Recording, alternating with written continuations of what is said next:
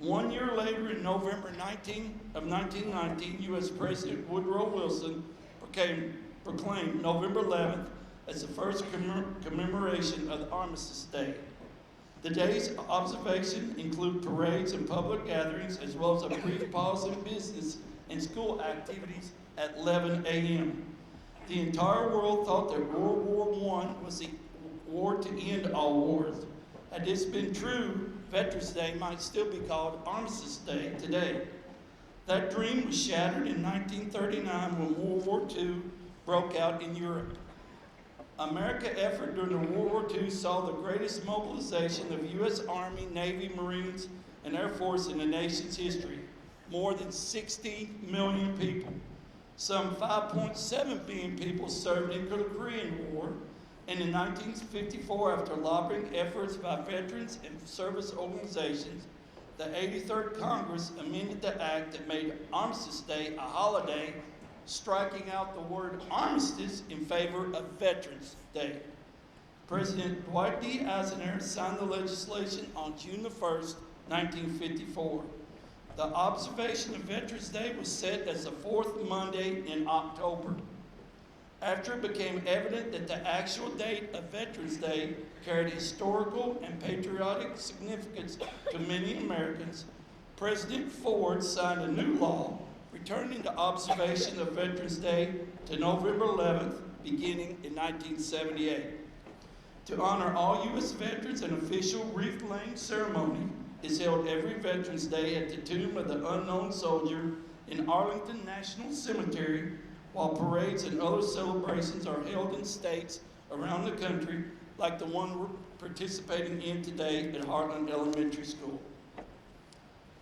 As we celebrate today, we should never stop thinking about our veterans. While many individuals dedicate a day and or a weekend to our veterans, we should not forget those who have supported them every other day of the year and continue to do so. It goes without saying that our military servicemen and women make huge sacrifices to serve and protect, but what is overlooked is the tremendous sacrifice made by their families, starting with the spouse and all the way down to the sons and daughters.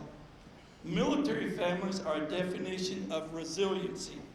A military member's child often changes schools several times over the course of their parents' military tenure. They deal with extended time departed from their parents who often miss major childhood milestones like Little League, homecoming, prom, and even graduation. As they get older, military kids are asked to step up and take on responsibilities, not ask of other kids their age, to fill the role of the deployed parent. Not enough can be said of spouses of military members who serve our country every bit as much as their enlisted husband or wife. They often must give up their careers to move from base to base as their loved one is called to duty, and sometimes traveling around the world on a short notice. At home, they hold down the fort, fulfilling the role of two parents for months and sometimes even years at a time. They smile through birthdays, holidays, and major milestones without their deployed loved ones, supporting them even when they themselves need someone to lean on.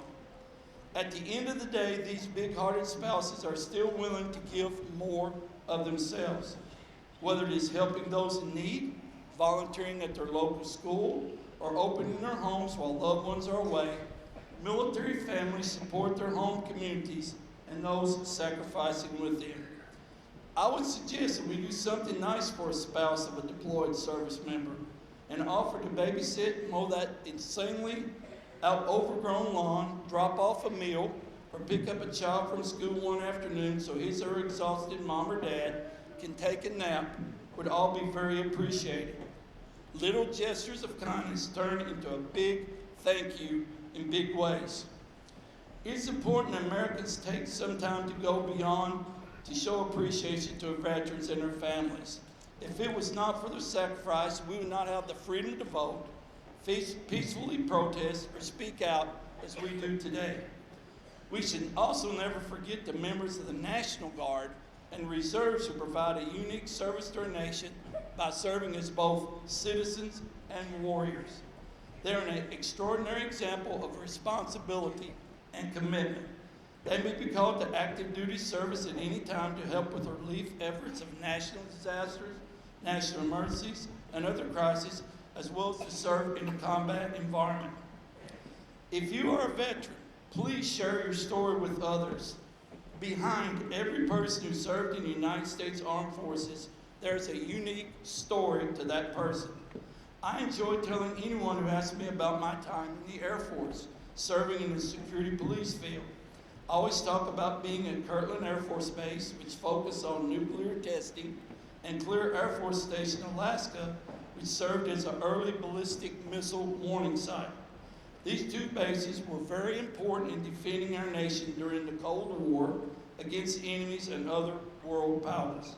By telling others, veterans are letting everyone see the many faces of their military service. I believe it is a responsibility to be an ambassador to the civilian world and to teach the civilians the truth about military life, especially those who may be the next generation of service members. If you're not a veteran, find someone in your life who is a veteran and ask them about their service, or simply say thank you.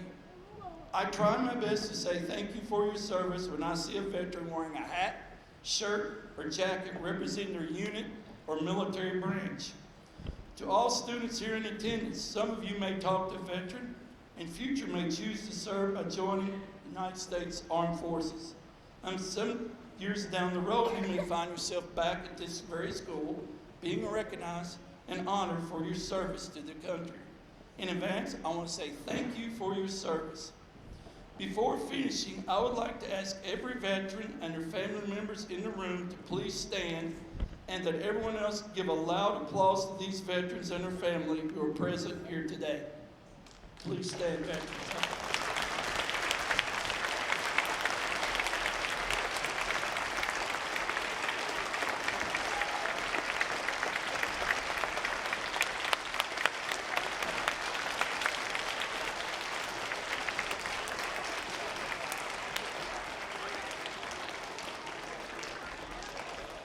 Thanks to all of you. I appreciate all of you. I really do. Thank you for allowing me to be here today. And never forget that our nation's veterans deserve to be honored every day, not just on Veterans Day, every day of the year that they need to be honored, and not just on November 11th. I want to thank you for allowing me to be here today, and I thank you. God bless all of you, and God bless America and the United States Armed Forces. Thank you very much.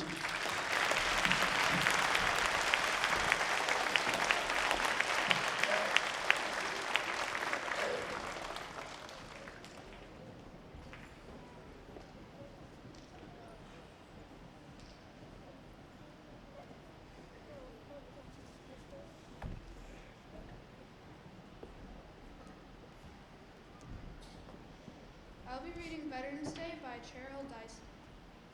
On Veterans Day, we honor all who answered to a service call. Soldiers young and soldiers old fought for freedom, brave and bold. Some have lived while others died, and all of them deserve our pride. We're proud of all the soldiers who kept thinking of red, white, and blue.